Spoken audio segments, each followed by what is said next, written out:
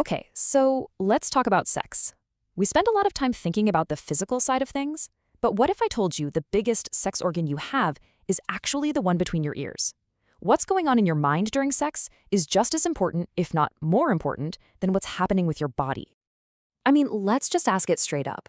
Is your brain getting in the way? For so many of us, the answer is a quiet, maybe even frustrated yes.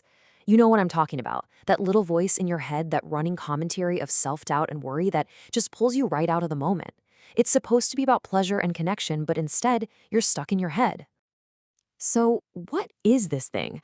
This invisible barrier that feels so personal but is actually incredibly common? Well, it has a name. And today, we're going to define the biggest distraction that so many people, especially women, are dealing with in the bedroom. It's called spectating, and it's not some new pop psychology term. Researchers Masters and Johnson were writing about this way back in the 1970s. It is the perfect word for that bizarre feeling of like floating up to the ceiling and watching yourself, and almost always judging yourself. Think about it like this. You're at a concert for your absolute favorite band. The music is amazing, the energy is electric, but you're not feeling any of it.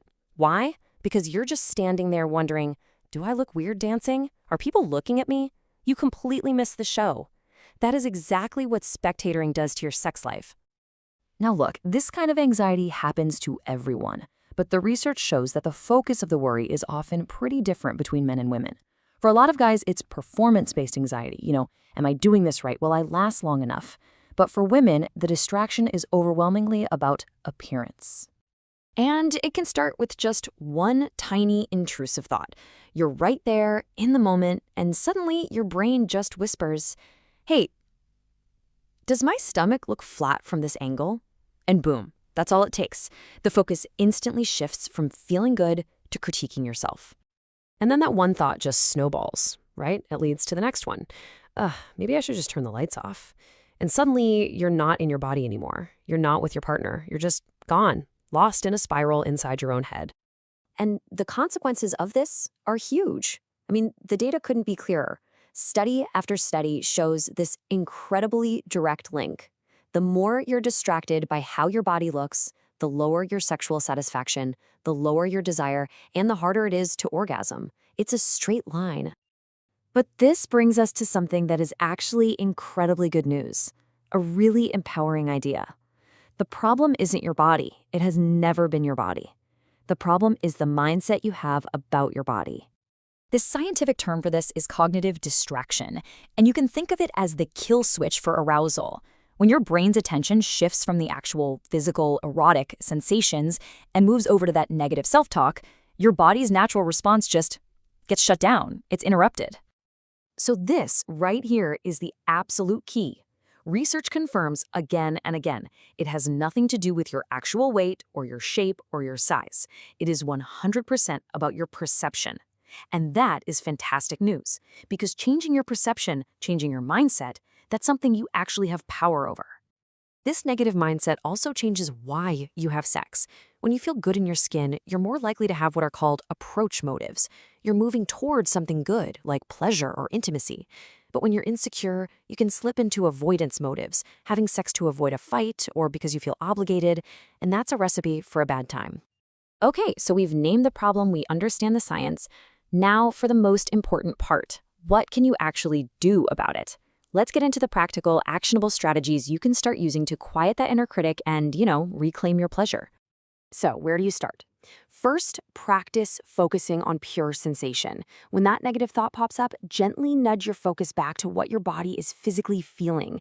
Second, curate your social media. Seriously, go on an unfollowing spree of any account that makes you feel less than, and fill your feed with bodies that look real and diverse. Third, try body neutrality, because let's be honest, just love yourself can feel impossible. So start with just respecting your body. That's a huge step. And finally, find a way to move your body that feels joyful, not like a punishment. Focus on what it can do, not just how it looks. All right? But this isn't just a solo mission. Your partner has an incredibly powerful role to play in all of this.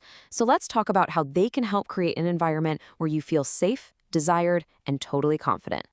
For any partners listening, you have so much power here. And it's not complicated stuff. When you initiate with real enthusiasm, or you give a genuine, specific compliment, not just "you look nice," it makes a huge difference. Making eye contact, saying out loud how attracted you are during sex, touching with genuine desire, these things are massive. And maybe the most powerful, just asking, "Hey, what would make you feel most comfortable right now?" And here's a pro tip.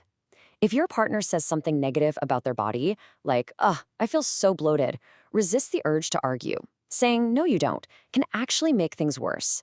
Instead, redirect to your genuine experience. Say something like, "I love the way your skin feels," or "All I can think about is how sexy you are to me right now." It's so much more powerful. So if you take away one single thing from all of this, please let it be this. Your body is not the problem. It has never, ever been the problem. Your body is the incredible vehicle you get to experience the world in. It's the vehicle for pleasure. And I want to leave you with this final question. Just take a second and think about all the mental space, all the emotional energy you spend worrying about your body. Not just during sex, but every single day. Now just imagine, what could you do with all that energy if it were finally free? What could you build or create or achieve?